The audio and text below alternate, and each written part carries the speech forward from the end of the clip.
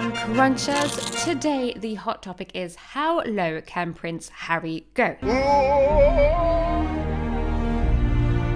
Well, I, for one, can no longer sit back and listen to the extremely private puppet man we all know as Prince Harry spout dangerous nonsense and say nothing. As we all know by now, last week, Prince Harry embarked upon a very private therapy session with his sketchy therapist, Dr. Gabor, who just happened to need a little help shifting copies of his own book.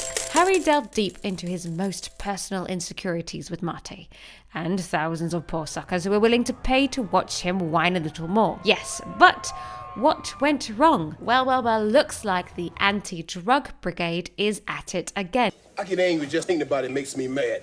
Little kids doing drugs, it turns my stomach.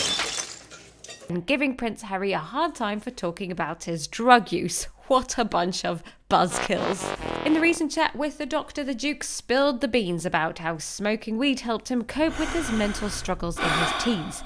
Great advice, Harry. I'll be sure to advise my chums who are somewhat on the edge that you have the solution. And if that wasn't enough, Harry also shared his experience with ayahuasca, a psychedelic drug that supposedly made him feel all floaty and zen. Honestly, who needs yoga when you can just trip on ayahuasca? What Harry failed to mention was that over time, using ayahuasca can result in psychosis, frequent flashbacks and hallucinations. These symptoms may occur for months, even years after using the drug. The condition is known as persistent psychosis. Dr. Mate, who is also a fan of decriminalizing drugs, also promotes using ayahuasca to treat his patients with mental illness. Sounds like a pretty reliable doc to me. Maybe these anti-drug folk just need to take a hit of Harry's weed and chill out, don't you think, Harry? Luckily, Harry's advertisement for cocaine was less enthusiastic. He said, "Cocaine didn't do anything for me." Oh, wait. Then he went on to say, "It was more of a social thing and gave me a sense of belonging." Marijuana is different. That actually really helped me. That's what he actually said in the interview. It appears that Harry's dalliance with drugs has caused quite a stir among the esteemed organizations of World Child and the Invictus Games. These are all entities that staunchly oppose the use of illicit substances, you see. One can only imagine the horror a parent might feel upon hearing His Royal Highness toot the benefits of marijuana. What's a parent to do when their kid starts quoting Prince Harry as their reason for smoking pot? If these charities decide to stick with Harry, they risk losing support from people who don't want to associate themselves with a known drug user. I mean, come on, how can you expect people to support your work when your patron is out there advocating drug use? It's time for these organizations to think long and hard about their own reputations.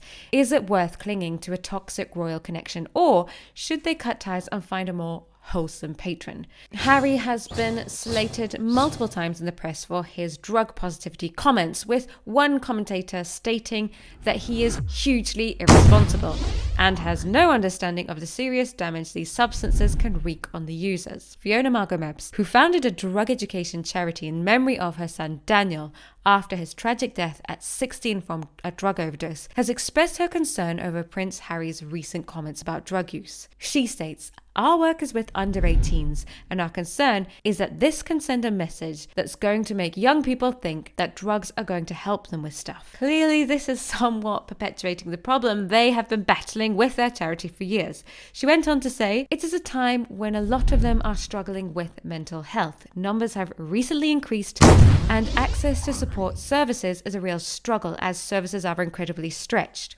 Unfortunately, young people are getting the message from somewhere that drugs are going to help them with their problems, and anything that reinforces that is a concern for us." Well, of course, Fiona, to any normal person, that seems quite obvious. That's right. More and more teens are having some kind of crisis, but can't just dip into their deep pockets and pay for a bout of rehab as soon as they need it. Whilst it's very important to listen to the experts' comments of this tone-deaf interview, what I solemnly believe is of much, much more importance is your comments. After watching Piers Morgan rip into Harry's therapy session, I stumbled upon some hilarious comments, such as this one from Janet Howarth. If you are truly suffering with any mental health issue, why would you want to talk about it in public? And any self-respecting doctor would never consent to this. You have absolutely hit the nail on the head, Janet. There is so much wrong with this interview/therapy session. Jade Luna stated a therapist session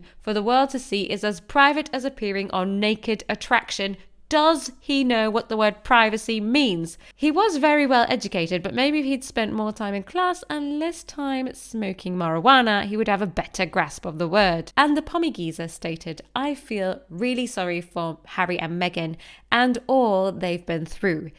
Said no sane person ever. Yes, I've actually heard some somewhat sane people say that, which blows my mind. Anyway, finishing with this comment, which is particularly accurate, by Sammy Ketz. Oh my god, why doesn't the doctor just tell him the truth? Since the ginge married the cringe, all they've done is whinge. Well, that, I must say, is a wonderful way to finish our first video. Thank you so much for all tuning in and listening. This has been very exciting, I must say, and we'll be back very soon with more.